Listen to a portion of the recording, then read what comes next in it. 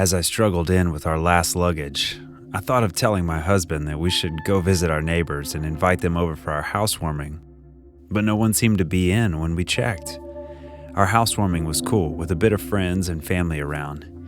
We had only one house next to ours, surrounded by beautiful trees and hills that made everything perfect, just the way myself and Tom had always imagined. The next morning came with its beauty as the sun peeped through the hills. I admired this beauty from where I lay on the bed. Tom's eyes were tightly shut, and he didn't look like he was ready to wake anytime soon. As I got up from the bed, I heard a shout from outside. I tiptoed to see through the curtain. "Oh, finally, our neighbors," I whispered. I saw an elderly man in his 70s and his wife, who looked a bit younger than him, faced each other as though there was a conflict of interest. They exchanged words I couldn't hear. Just when I wanted to listen more, just so I could pick a word, I felt a peck on my cheek. It was Tom. "Good morning, dear. I woke up hungry. And what's up with the shouting I'm hearing?" Tom said as he pulled me downstairs. Later that evening, Tom and I were out. My husband seemed to be very busy trimming the flowers and taking the pictures of each bird that flew as he constantly screamed my name. "Amy, come see this!" I quickly used that opportunity to pay our neighbors a visit. As I stood in front of their door with a basket full of flowers, and as I made to knock, I heard a voice from behind me. By the time I turned around to see who it was, I noticed it was an old lady with a purple cat on her shoulder. "Oh," I spoke with a voice surviving from the shock. I'm sorry, I stammered as I tried to mention my name. "Yes, you are the new neighbors, the Stones. Nice meeting you," she smiled as she spoke. She continues to talk. "I'm sorry we missed your housewarming. Matt and I can't make it up to you. Matt is my husband. I brought this." I passed the flowers to her. "Thank you," she said sharply as she collected it. She invited me in, but I hesitated. "Where is Matt?" I asked curiously. Her countenance changed as she replied, "Matt is in bed." "Oh, I guess I'll check back later." I don't want to get my husband worried because I didn't tell him I was coming. The next evening, Tom went for a jog while I decided to peep at our neighbors through the window. The old lady happened to be busy digging something up in their little garden. I watched as she emptied a sack where she dug up. It was the purple cat. "You're a fishy old lady," I whispered thoughtfully. It was just 2 months we moved in, and we still hadn't cleaned some parts in our room. After Tom went to get us some toiletries in town one morning, I kept myself busy with house chores. It occurred to me that Tom and I never opened the wardrobe since we moved in. As I opened the wardrobe, a bit of dust welcomed me. I saw a picture in a brown envelope. The picture was that of a purple cat. The cat in the picture looked so much like the old lady's cat. Could that be Linda's cat? I thought to myself. I further checked the envelope and saw a small diary. The diary was Linda's, the immediate past occupant. I read each page of how loving her husband was and how she started getting curious about the neighbors.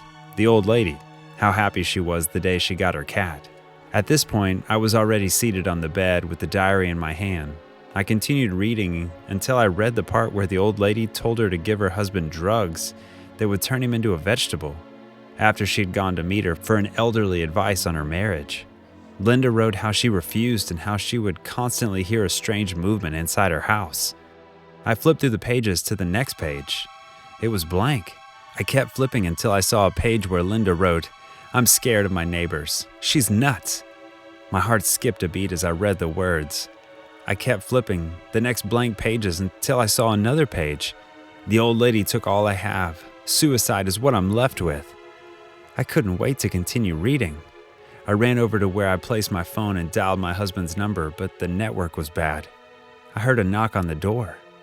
On opening it, I saw it was the old lady with a new pet, a blue-eyed cat.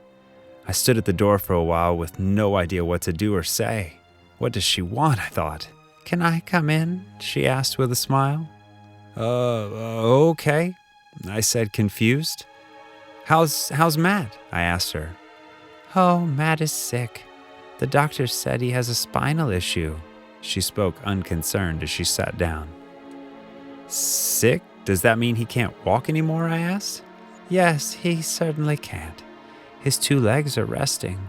They should rest, she said with a choking giggle. When people rest, you get freedom. I told you to let your husband rest too.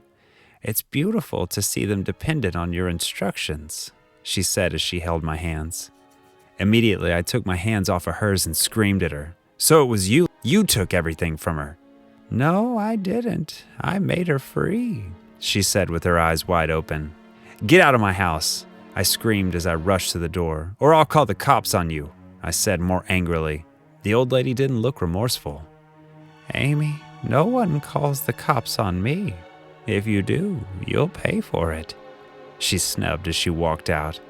I hurriedly drove to the police station in downtown. Miss Stone, that building has been abandoned for years. I deduce that you should go on a break to clear off your mind. The voice of the police I met at the station re-echoed in my thoughts as I walked back to my car. I walked out of the police station much worse than I had entered. I was so discouraged. No, I can't sleep a night in that place. Not anymore, I whispered to myself as I walked back to my car. My phone rang. It was my husband. Tom, we've got to move today. These were the words that escaped my lips as I kept crying. Tom came over to where I was at the station's parking lot. I showed him the envelopes containing the diary. We called a house agent who immediately fixed us up another space in town. We moved out that evening.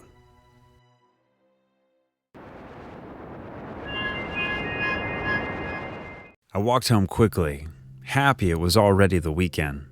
My job at the office really took a lot from me mentally. My apartment was on the 3rd floor and I usually took the stairs to get some exercise in. Today, I decided to take the elevator. I just wanted to rest. Hey! I turned around as I was trying to open the door to my apartment. Hey, I replied. A guy was standing in the doorway of the apartment opposite mine. He must be a new tenant. I just moved in, he said excitedly. My name is Joseph. Alex. I shook his outstretched hand. He seemed to be an okay guy.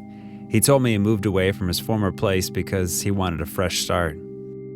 I went inside and watched some TV before finally going to sleep. The next day was a Saturday, and I woke up a little late, stretching lazily in my bed. I noticed I was out of groceries and rushed to the store to get some. I went to the elevator when I came back, my bag of groceries in my hand. Joseph was inside the elevator already. He was holding a toolbox. He greeted me and told me the locks were for his apartment. I frowned and told him our neighborhood was very safe, especially our building. He shrugged it off and said no one could ever be too careful. I supposed he was right. I saw little of Joseph the rest of the weekend. He was always holed up in his apartment. Sometimes I could hear him screaming at someone to leave him alone. We formed a cordial acquaintance over the next few days, greeting each other well.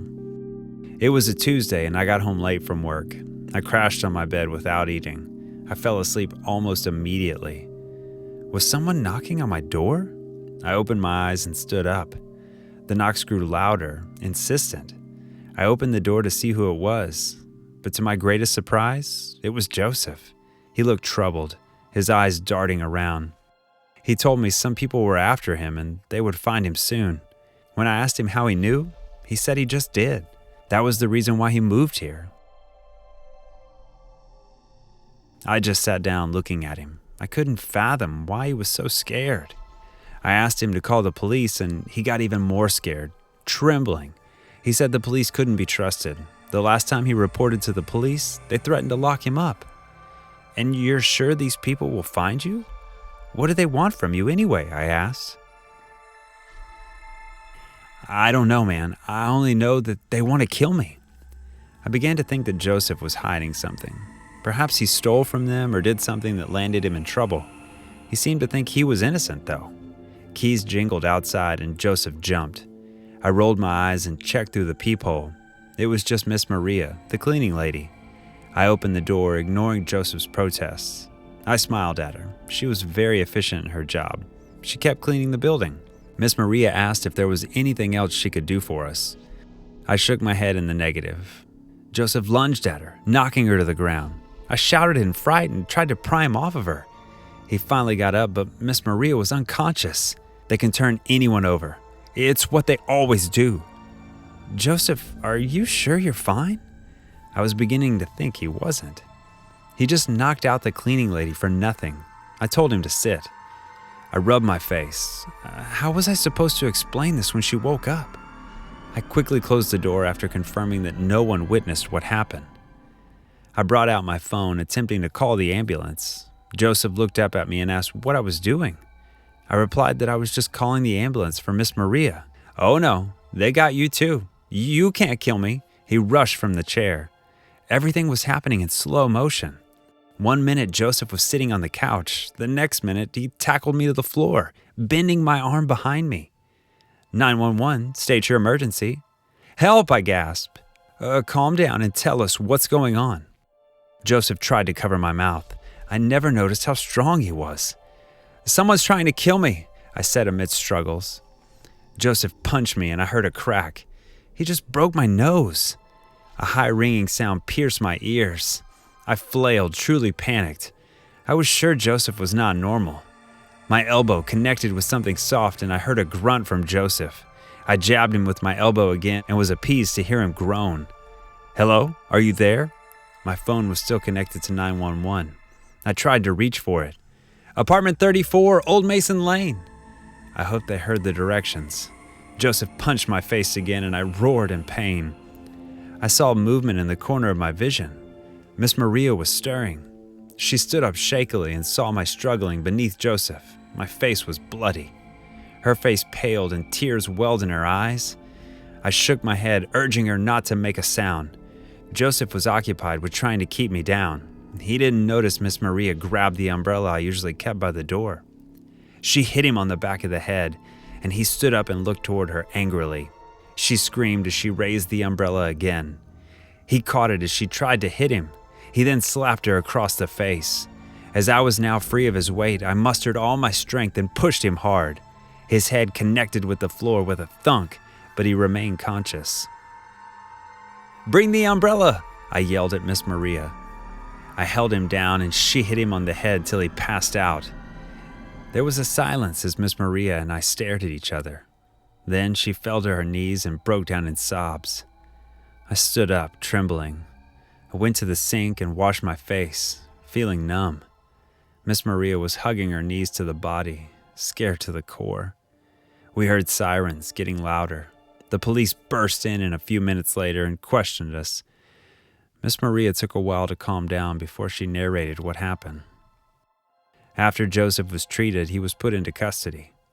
During his court trial, it was established that he had a mental illness, one that caused acute paranoia and mistrust. He was diagnosed with paranoid personality disorder, PPD. Joseph was taken to the psychiatric ward where he continued to receive treatment and therapy. I took a long overdue leave from work to get myself back together. It took the threat of death to realize that I wasn't living my life to the fullest.